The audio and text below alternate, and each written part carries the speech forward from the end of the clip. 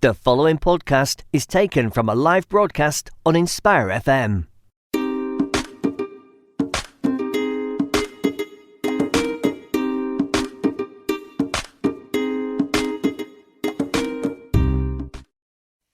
Good morning and Assalamu alaikum. You are tuned into Inspire FM 105.1 FM. It's Friday, 17th of November, and the time has just gone 10 o'clock. Welcome to Mother's Planet, a show where there is always something to talk about in a beneficial and productive way. I'm your host Neelum, and listeners, I have literally just ran to the studio this morning. It's one of those Friday mornings where I'm thinking I've got time, but I don't actually have that much time, so I am here and we are live on air, reaching out to all our listeners through the airwaves at Inspire FM 105.1 FM. We can also be heard via the Inspire FM webpage. We are also streaming live on Facebook, and I am taking in text and WhatsApp messages this morning on the studio number 07779 481 822. So listeners, how are you? How has the week been? Yes, it's getting colder and I feel like the time's just slipping away again. We are going through the winter times now where it's actually becoming quite dark. For me, I have restarted my teaching journey, so I am slowly easing myself back into work, and I am seeing young children again. And after so many years of not teaching and now teaching, it's quite amazing to see how much has progressed in 17 years. So yes, thank you so much for my water. So yes, children are changing, the teaching system is changing, and in light of all of that, we've had anti-bullying week this week across all the schools in UK. Now, in the first half of the show, I will be talking about bullying and ways in how this affects individuals, and also what we can do to help our children and in some essence help ourselves. Now, whenever I talk about bullying, I always want to emphasize that we have to remind ourselves that we're not always the victims. Sometimes our children could be the bullies and be doing things unknowingly. And so it's very important that we also train our children to think about what they are saying and how they are behaving, because these could have negative effects. And essentially, we could be turning a blind eye to this, or we could be oblivious to this.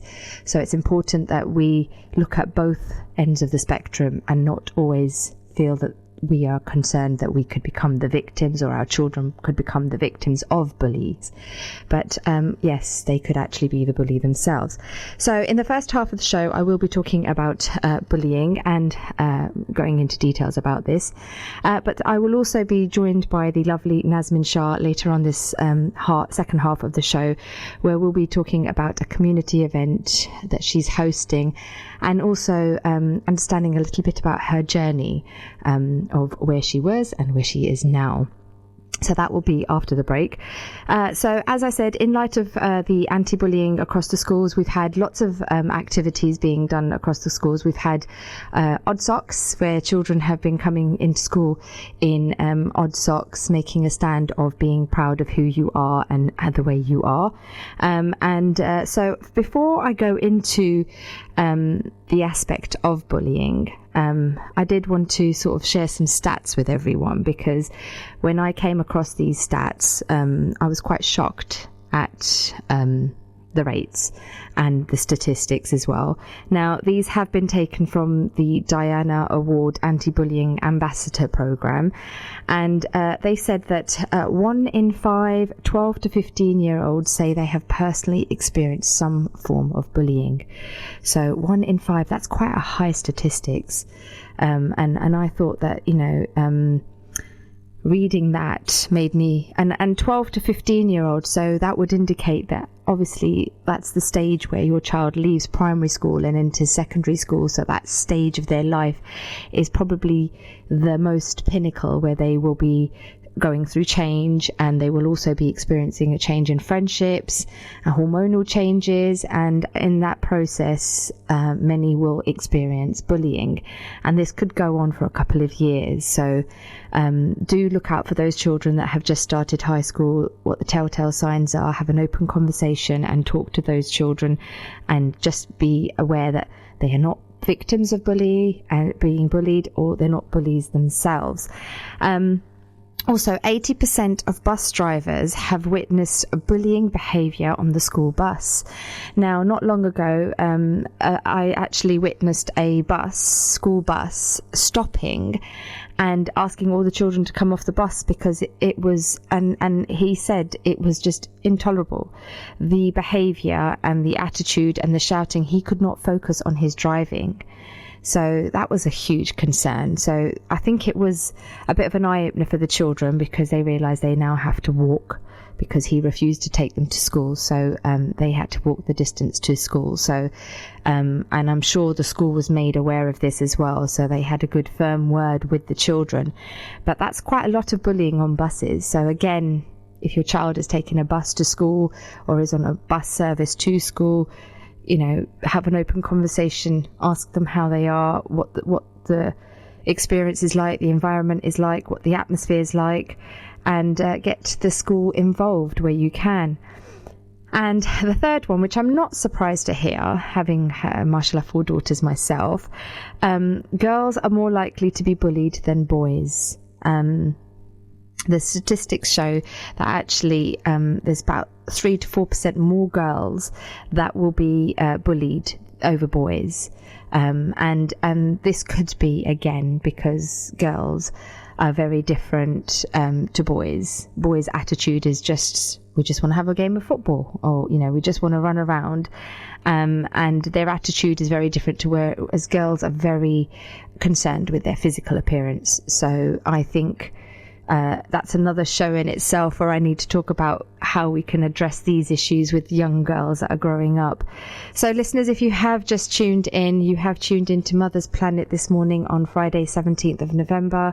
I am talking about bullying this morning, and then I will be joined later by Nazmin Shah, who will be talking about the mindful Muslimah. So do stay tuned for those.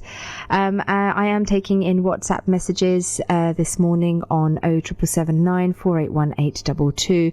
Any questions, any comments that you have around today's topic, please, I'd love to hear from you, especially any parents out there that are tuned in this morning that have either had their child go through a phase of bullying. Please share with us what steps you took, how you managed it. I'm sure many listeners would benefit from this. So to understand what bullying is, I wanted to give a definition, and this is taken by the Anti-Bullying Alliance, and they define it as the repetitive intentional hurting of one person or a group by another person or group where the relationship involves an imbalance of power. I think that's a fantastic definition. So in a nutshell, it's where a person is being deliberately and repeatedly hurtful and being hurt, and they're not being able to defend themselves. So in a nutshell, where someone is constantly being abused, and these can be verbal abuse, it doesn't necessarily have to be physical abuse. And I think when we talk about bullying, verbal abuse is the worst, and I think it's the most silent form of bullying because it's being said, and so nobody else can backtrack it or hear it. So if it's just between two people, it's their word over the other person's word. So it's silent bullying. Whereas when it's physical, you can physically see someone's hurt or being hurt, and so you would have concerns and raise flags for that. But when it's verbal bullying, and we have to get our children to understand what types of verbal bullying there is, anything again where the person is being hurt and they're not being able to defend themselves, and this could be done by an individual or a group. And it's important to address that as well, that sometimes friends can get together and they think they're having a laugh, and it could be a constant laugh or a constant thing that child is being picked on about. and this could turn into bullying, and that individual will be affected by this. So it's important that we address that. Secondly, there's a traffic light system that has been put forward to parents, and this has been drawn up by the Anti-Bullying Alliance, and this is to help parents gauge where they think their child is and where they think they need to intervene. And I think it's quite a good system to follow when you are trying to address whether your child is a victim of being bullied. So it's a simple traffic light system. It's literally green, amber and red. So the green is when your child is happy and content all the time, enjoys school and has a good relationship with his peers and teachers, and they understand that what a healthy relationship is, and they're generally quite happy all the time. You know, you can't see any indications to show that this child is being bullied. Amber is when the child is sometimes happy and can be reluctant to go to school. They may mention some fallouts with specific friends and are showing some resilience, but don't mention who these groups of friends are, and they also don't know how to cope with this. So at this stage, Amber, it's probably when you would need to step in and have an open conversation with your child and ask them if they have anything that they'd like to share with you. And I think it's important that we train our children to be able to confide in us, because I think they feel that if I say something, it's only going to fester and go worse. We need to reinforce that these conversations are private and we are able to help them. And red, a child is often upset and sad and very reluctant to go to school or even engage in their usual activities. They may have no friends, and the ones that they do have are the ones that are hurting them. This is when you would need to take immediate action and speak to the school and your child, because not doing so and just letting your child saying, come on, pull yourself together, get on with it, you need to get on with it, which are common things that we say as parents. And I've been there, I'm guilty of it, where I've just brushed it aside and said, come on, pull yourself together, I'm sure everything's fine. And it's only later that you realise that actually there is a bit more to this. So bullying can have significant effects on one's physical and mental abilities, and there are some common effects of bullying, and I am going to talk about these and how these are affecting. And these are often our telltale signs as parents. These are the things that we would need to look out for in our children and in ourselves. Now, when we talk about bullying, I'm referring to children and as parents, but we as adults in the workplace, we could be bullied. Bullying doesn't have an age. There isn't a number that, oh yes, only if you're up to the age of 18, and then after that people just stop bullying. Bullying is full stop, can go on into adulthood, and often the person that is being the bully has had some psychological effect in their childhood that could be manifesting into them becoming a bully. So there is no age to bullying. And when I talk about bullying and the effects, these are for both children and adults. We could be bullied just as easily as a child in the workplace, and I think it's important that we address these issues from a broader spectrum and not just looking at it from the child's perspective. Emotional and psychological damage. Now, that's one of the key things that the effects of bullying can have. This can cause stress, anxiety, depression. Child can have, or the adult can have, low self-esteem and mostly confidence. When you are repeatedly being bullied, verbally or physically or whichever manner, it can have damaging effects on one's confidence, and you begin to start having emotional breakdowns. You can't understand why you're crying, and it's not a nice place to be. And this psychological damage can cause a lot of stress and anxiety. And you may find that some children are, which brings me over to the next one, physical effects, are having actual eating disorders, don't want to eat, not inclined to take part in their usual activities. And another aspect of the physical effects is these can vary from several accidental injuries, and it could be a sign for that child trying to reach out to get attention. So every time they hurt themselves, they're getting attention. So they think, right, okay, that's what I need to do to get attention. I need to keep hurting myself. And it can lead to sleep deprivation, and then having the combination of a sleep deprivation and an eating disorder can have long-term and severe chronic health issues. So we must try and address this as soon as possible. The negative effect on studies or focusing on work, your production of work, not performing well at school, college or work due to the stress and fear associated with the bullying. If you are being bullied, you are not going to be able to give your 100% to everything that you were doing. So it's going to have quite an adverse effect on the way you perform either at work or in your studies at school or college. So this is an important aspect, and it's also another telltale sign for us as well. Isolation is the key one, and it's a very common one. A lot of children or adults that are being bullied or just don't like to talk to other people are often a sign that this person or this child is being bullied, where they don't want to meet friends, they don't want to socialize with their friends outside of school. It indicates that they don't have a good circle of friends and healthy relationships.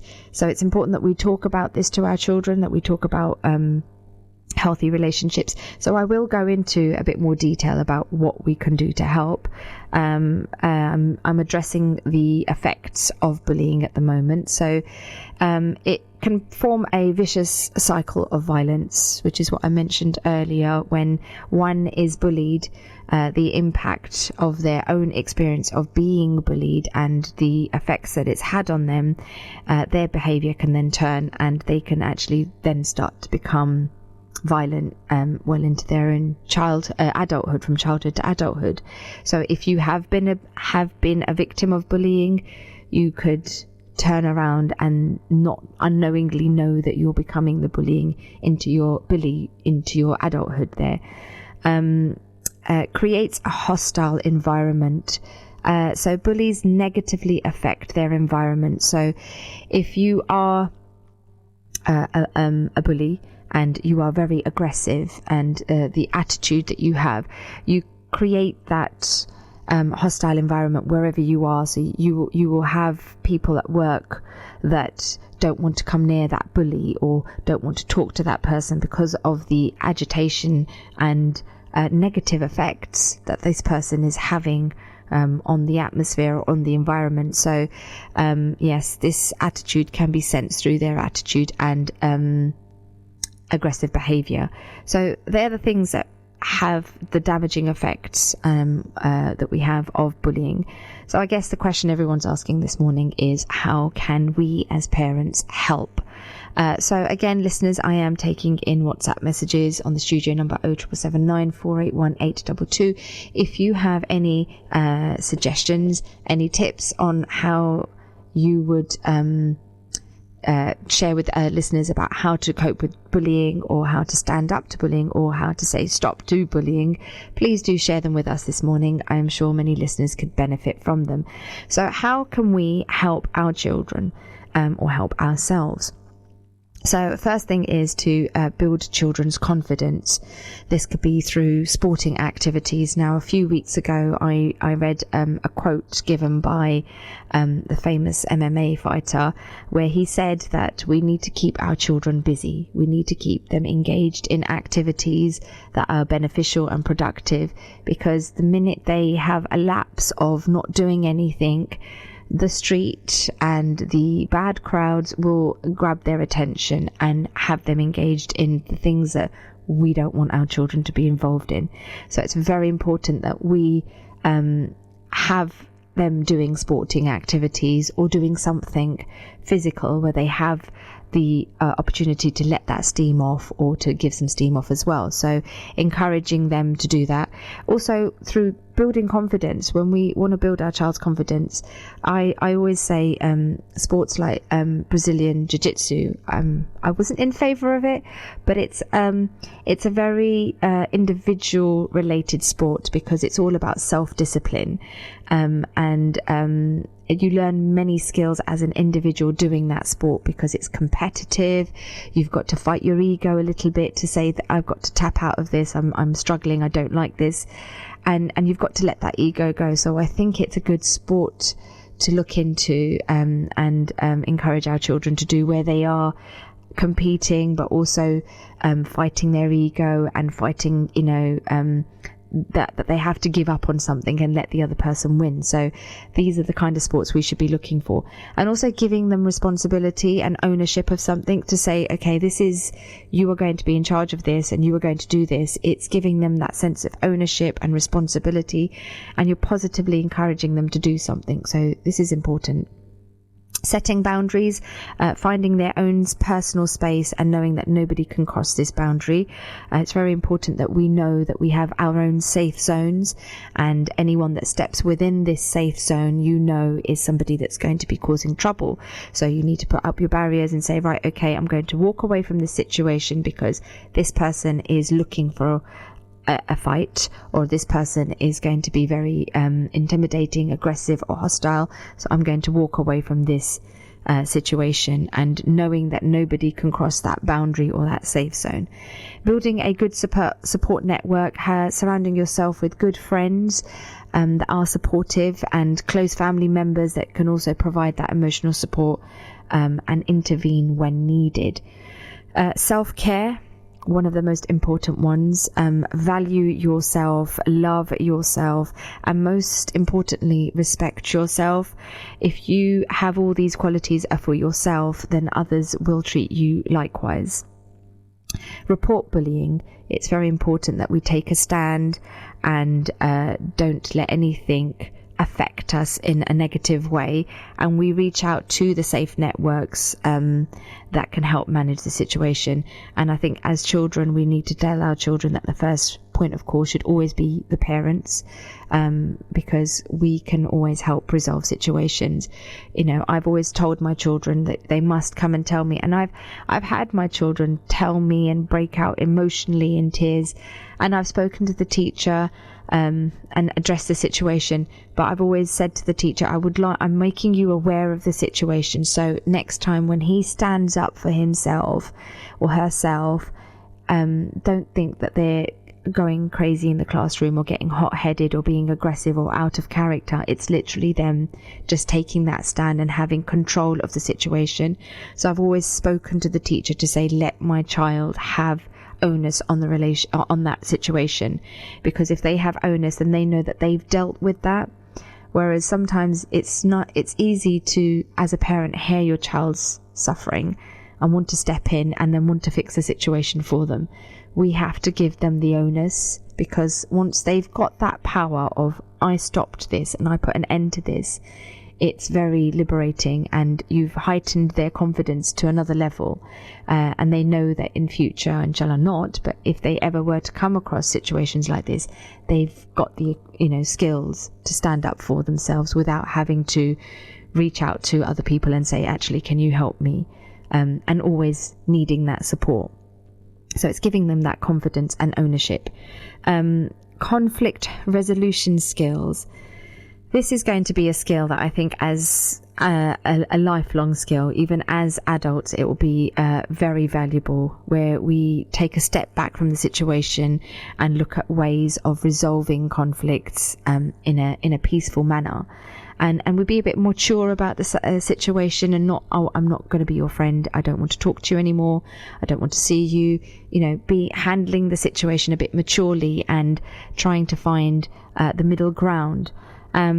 So conflict resolution skills is a skill that I think even as adults we should be learning, and we should be trying to look at how we can find the balance and rather than being hot-headed and just saying, I don't want to talk to you, and walking away from the situation.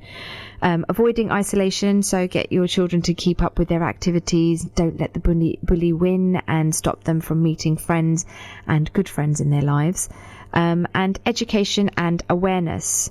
Understanding the signs of being bullied is really key, because, as I said, the verbal bullying is one of the most silent bullying forms of bullying, and a lot of people don't know that that's bullying.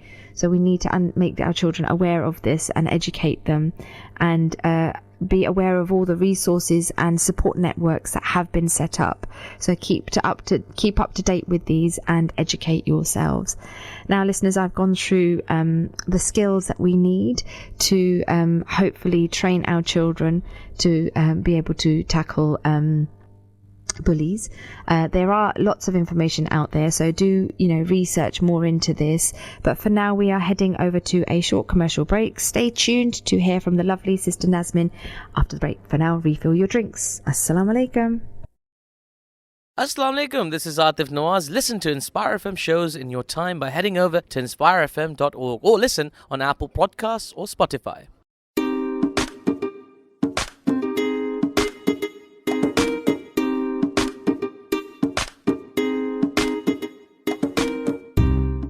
Good morning and Assalamu alaikum. Welcome back to Mother's Planet. It's Friday 17th of November and the time has now just gone 10:30 and my mic is not behaving. Okay, I'm your host Neelum, and today I am joined by the lovely Sister Nazmin, who I will get to introduce herself to shortly. Now, listeners, before the break I was talking about bullying and ways that we can manage this with our children, the effects that it has. So I'm hoping that some of that was of beneficial to yourselves. Do keep an eye out on the Facebook page, because more information will be shared. So keep an eye out on the Inspire FM Facebook page, as more information and ways that we can handle this, and also services that are available to the community will all be shared on this site. Now, in this half of the show, I have the lovely sister who has been working very hard on a community event, and she's also taken a turn in her career. So without further ado, let's make sure I get the right mic. I am going to get the lovely Sister Nazmin to introduce herself. Assalamu alaikum. Wa alaikum salam. How are you? I'm good, alhamdulillah. How are you? I'm good, thank you. And Nazmin, how's the week been? Busy. Yes. Alhamdulillah. Yeah. Busy's good. Yes. Busy's good, yeah. Everyone says that, keeping busy. I just feel the time goes really fast, and It really does, and you can't take your foot off the brake. But do we want to? Oh, Really? I don't. Yeah, this is true. But sometimes I think I just need that 5 minutes to take that time out on myself. But yeah, definitely. Friday's here, alhamdulillah. Alhamdulillah, Friday is here, yes. And thank you for having me. It's such an honour, No, honestly. oh, it's lovely it's lovely. We always talk, and I always say we have to do it on air, because it's lovely talking, and everyone will benefit from everything that you have to share. Inshallah. So I think the listeners, we could talk forever, Nazmin. Yeah, we but can, can't we? I think the listeners will want to know a little bit about yourself. So can I just get you to introduce yourself to the listeners, please? Yeah, bismillah. Okay, so I'm Nazmin, aka going forward as Mindful Muslima. I am a mother of 3, living in Luton all my life, alhamdulillah. And I've always worked with people. I've been a very people-focused, people-working person. I've gone from the corporate industry into the beauty industry, which I did for about 10 years. And I think that's kind of where we kind of met as well, wasn't it? Yes. Mashallah, yeah. So I've been working within the community for quite a while now, with women and young girls, working on their outer selves, helping them with their inner selves, which at that time I thought was very, very important, and it is really important, isn't it? Like you said yourself, it's good to have 5 minutes, Time out, yes. Yeah, absolutely. So I come from a beauty and aesthetics background. Absolutely loved it, enjoyed it, alhamdulillah. Now we're taking that focus and bringing it kind of back to basics, bringing it back to focusing on helping women with their inner self now as well, which I found through my journey was a really important lesson that I learned. So, I mean, Nazmin, you refer yourself to as an Islamic coach now. Yes. So, tell me a little bit more about that, because I'd like to know what it is, and also because it's quite a huge change for yourself. I mean, yes, we met in the health and beauty aspect of your life, you know, where I thought I needed to get some help for myself, and you don't need any help. You're absolutely beautiful. You know, we met through that. And it was lovely. I mean, yes, you know, you obviously made your clients feel very good, and you were able to provide that. So to turn from doing that to now becoming an Islamic coach, what I would like to know a little bit more about, what an Islamic coach is, and then what made you leave that path and then turn to this. That's a really interesting one, isn't it? Yeah. Now we're really picking. So when I was working in the beauty industry, I've met a lot of beautiful women. I mean, 10 years, you can imagine, hundreds. I mean, alhamdulillah, it was quite successful. But for me, the enjoyment of it was the meeting of these people, you know, speaking to them. And I found that the more I was working and the more I was meeting people, everyone had a story. Yes. You know, and it was a beautiful story because everyone's story is unique. And I always found that I was very captivated by every single one of my clients. And I always wanted to do more for them. So it was never a case of they would come to me and they would have something done, or they would, you know, come for a massage or whatever, and then they would go. They would always leave an imprint in me. And I would always want to reach out and make sure they're okay and try and take, you know, come on their journey with them. So I slowly started to recognize that there was a bit more to it than just, you know, picking up a brush and a bit of oil or this and that. And it kind of took me on a journey of self-reflection as well. You know, I really wanted to know, because I was always asking, and I was always wanting more. Always very blessed, alhamdulillah, in many ways, but I always wanted to kind of know more, like, why am I here? What's my purpose? And that really grew a seed, you know, inside me. And it's just started to grow, and I took maybe 20 years, alhamdulillah, because I was always very inquisitive, and I always was very empathetic along the way. And I found that the more I started to ask questions, the more I realized that I am a giver. And I want to remain a giver, because that's where I thrived. You know, that's where I felt I was best placed. You know, so it made me kind of reflect on things, and it made me realize, okay, I do really enjoy this, and it's great to have that skill. More so for yourself as well. You know, you can just use it at home. So I thought, okay, I appreciate this and I respect it. I respect the time I've had here. It's been amazing. I've met some beautiful people like yourself, and I've made some really, really good friendships, you know, along the way. So that experience for me was a beautiful experience. I will never look back on it and say, well, I wasted 10, 12 years. It was an amazing journey.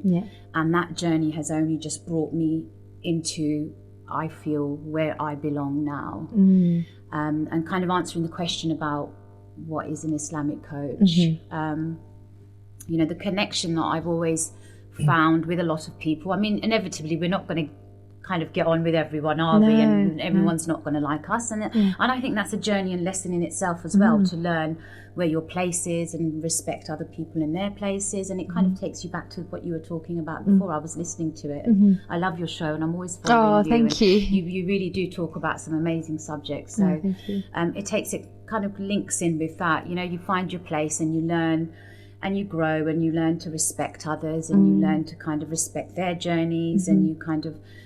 And it just brought me to a place where I thought, okay, well, I'm not a person that can just sit and do nothing. Anyone that knows me knows that I'm always on the go, and that's how I like it. You know, that's just how I like it. And I found that I really wanted to give back, so I kind of started to look into things and courses, and I found a really amazing Islamic coaching school called Adwam.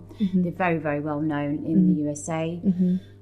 They've worked with the likes of Omar Sulaiman, and so they're quite established. And Discovery Islam, they're called, and the guy who founded it unfortunately has passed away now, but he's left such a beautiful legacy. You know, he really wanted to make sure that he was able to provide a coaching service that was in line with what our beliefs are and what our system is, and it really works. It really works, and it is only a recipe of success, I believe, inshallah. And I guess, I had this conversation with a friend a few months ago about when we're born as Muslims. I mean, we're lucky, alhamdulillah, we're born as Muslims. Yeah, absolutely. But as a child, when I look back at how I was practicing my deen and my Islam, was very different to where I am now. Oh yeah.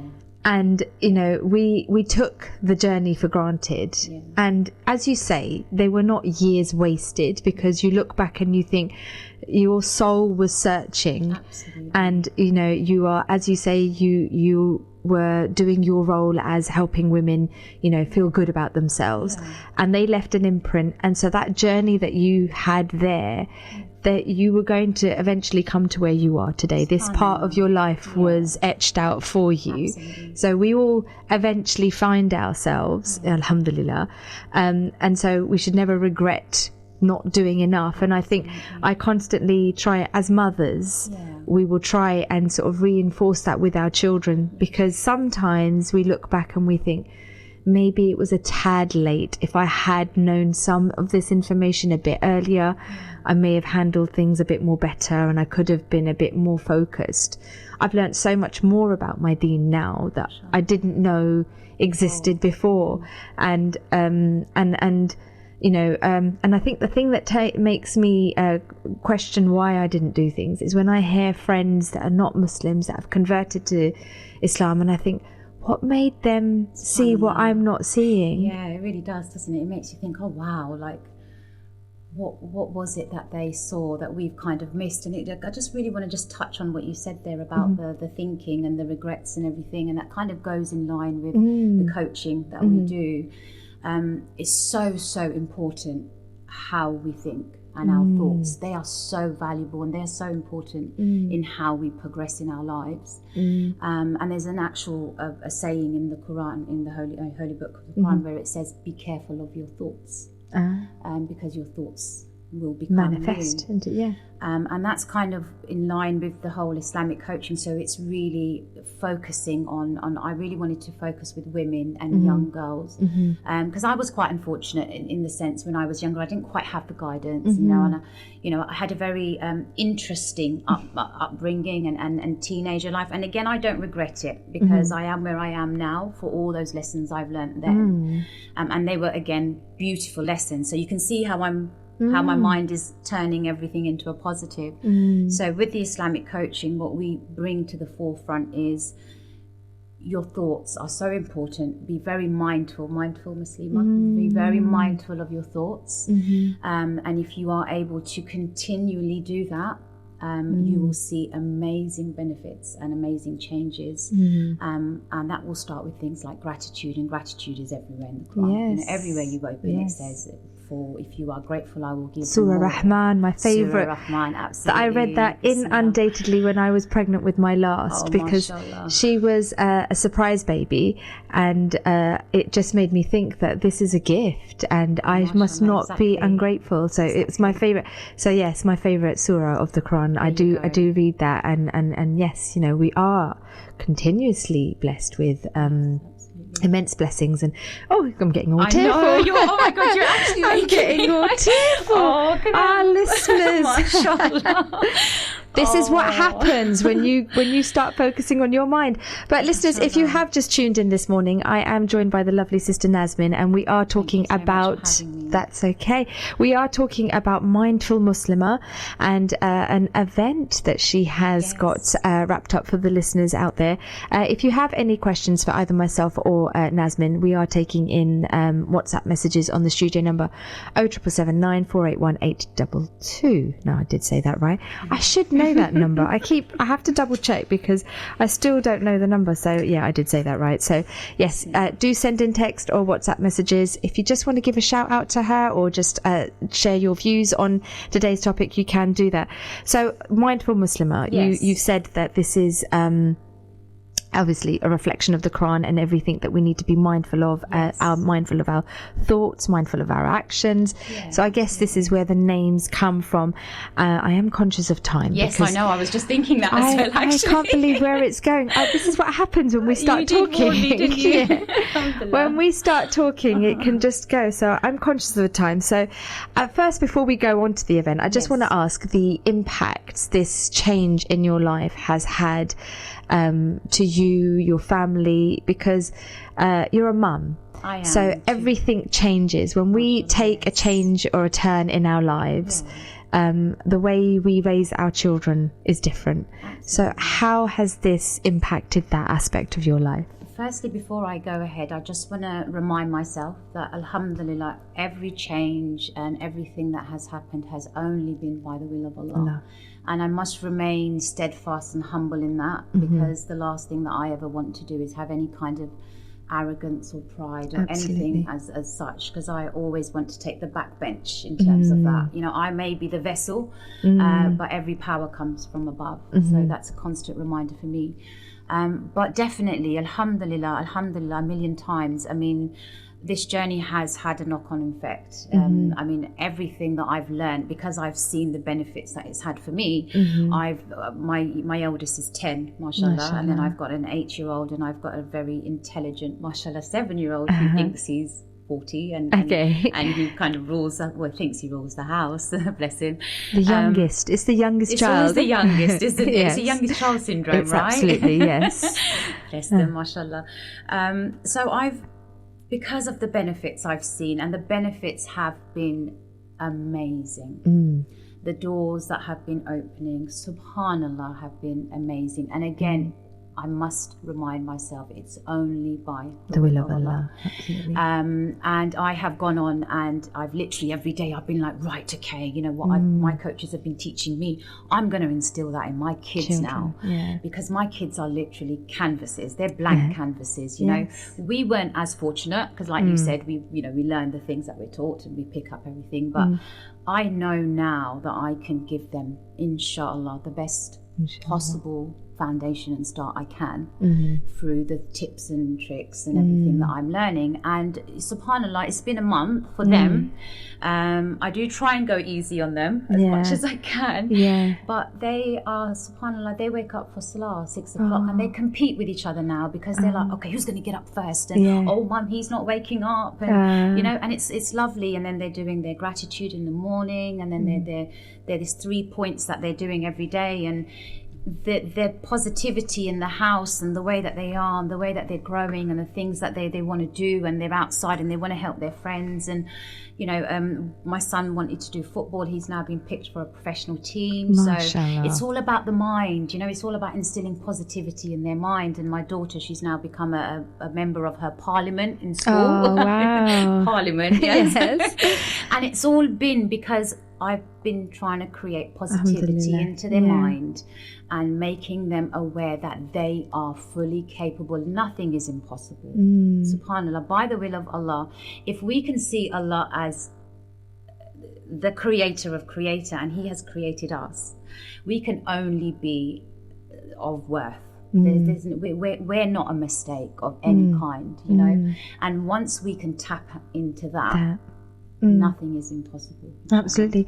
So Naz, we've just had a text come in. Okay. Very inspiring listening to you ladies this morning. Excellent show.